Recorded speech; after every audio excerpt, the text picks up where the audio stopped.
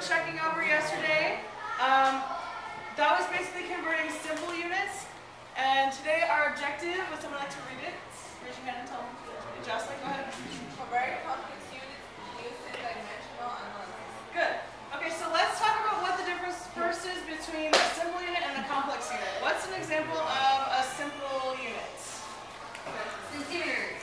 Okay, good. So simple units are just one dimension, right? Just one dimension. So some examples are centimeters. What else? Meters. Meters. Okay, anything that's not a length. That's also a simple unit. Feet. That's not a length. Liter. Decameter.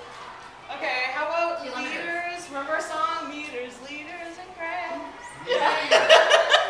Okay, so we have meters.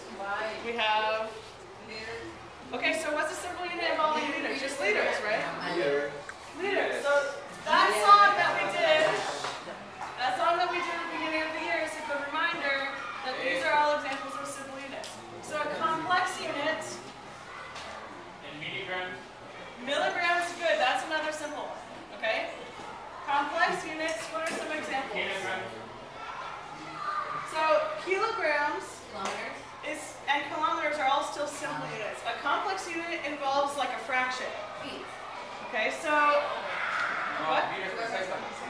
Good, so a velocity. So kilometers, probably not per second, that's pretty fast, but like meters per second, okay?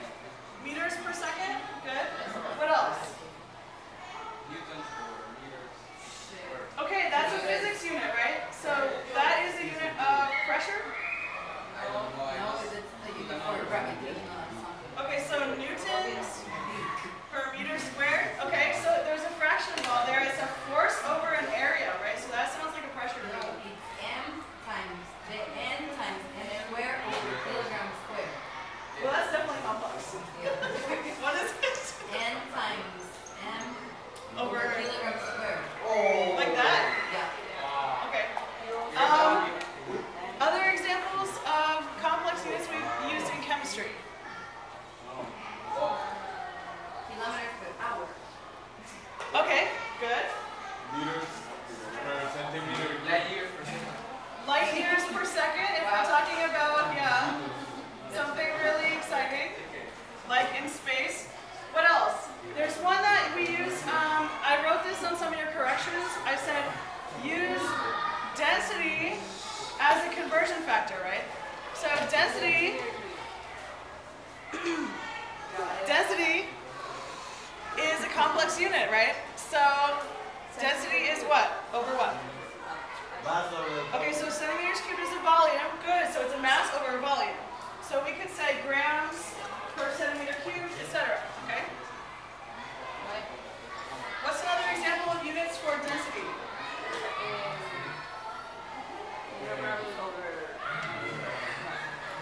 Okay, kilograms over what? A mass over a volume? Liters maybe? Yeah? Okay, good. Great, so these are all complex units. Anytime you guys see this fraction, we've got something complex. It's not simple anymore, right? So I'm going to do an example for you guys. If you want to follow along in your book, it's on page 99. So it says, the example says the density of manganese is 7.21 grams per centimeter cubed, right? And they want us to convert that to units of kilograms per meters cubed, okay? So here's our example problem. Guys in the back. Marco, Santiago, Stefano, Roberto.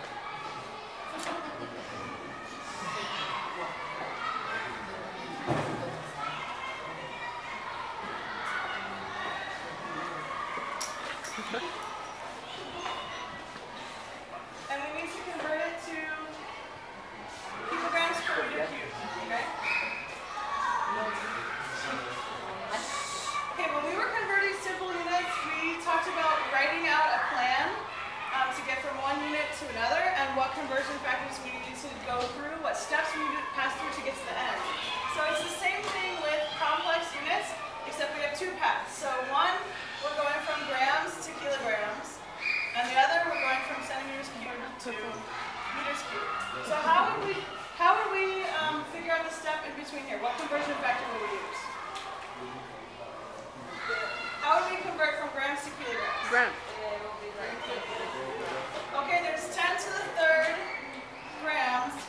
1 kilogram. But we want to put grams in the bottom, right? Because we're trying to cancel it out. Good. What about here? Again, we're trying to cancel centimeters, so we want to put centimeters cubed in the bottom. Cubed volumes are a little bit tricky, and some of you guys got tripped up on this in your last assignment, so I want to make sure that we understand it. How many centimeters are in 1 meter? 100, good. But if we draw a volume that's 1 meter by 1 meter by, oops, that's this 1 meter. You actually have 100 centimeters times 100 centimeters times 100 centimeters. So you can think about it as, right, well, yeah. So you can think about it as 10 to 3. So count the zeros. 1, 2, 3, 4, 5, 6, right? Make sense? So the other way I can do this is I can say 100 centimeters in 1 meter, and if I cube it, then I cube the 100. So I get 100. It's actually, it's not 100,000, it's a million, right? And I cube the unit. So that's one way I can do that. So 10 to the 6 is a million. And I put meters cubed on the top, so 1 meter cubed. Okay? So be careful with this. A lot of you guys are putting only 100 or 1,000 here, right? I always draw the picture with cubed volumes, so it helps me a lot. Okay? So now that I've got these different conversion factors, I can line them up, and I have to align them. So that they cancel. So what I would suggest you guys do is take grams, keep in the top, and put this density over 1 centimeter cubed. Okay, that way we're separating out our units. But I don't know. Question? Yes. Okay, so I'm separating out my units here. I'm going to put in my conversion factor. Grams cancels. And now I've got kilograms, so I've got half of it, right? I've got half of it, right? So I have grams canceled, I'm not kilograms, but that's not my whole unit. I want to also get to meters cubed. So I'm going to line up another conversion factor, the one I planned out down here. This time, since I said that we wanted this in the bottom so that it would cancel, in this case, I don't want it in the bottom, I want it in the top, because that's the opposite side of our fraction, right? Anything that's in the numerator and denominator cancels. Okay? So in this case, I'm going to line up the centimeters at the top. And I'm going to put meters down here. So now I've canceled centimeters cubed by lining it up across the line. And now I've got my final units that I want, so I'll just highlight them in a different color. Okay? So these are my final units that I want. And they're the final units that I have here. I've canceled out everything else. So in order to simplify this, if I know something's in the top and the bottom, I can also cancel the numbers, right? So I can take, with exponents, it would be 6 minus 3, right? So my final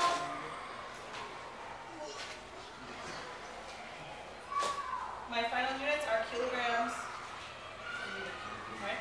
Let's check that answer in the book. And that is correct. Okay, so that's how you do it.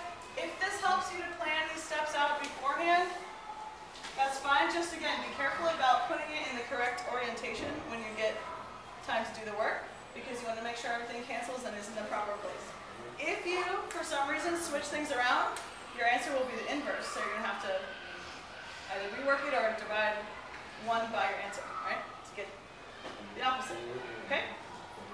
Questions about this process? This should be familiar to you guys from physics as well, right? Because you guys are used to working with velocities and all these units. Okay?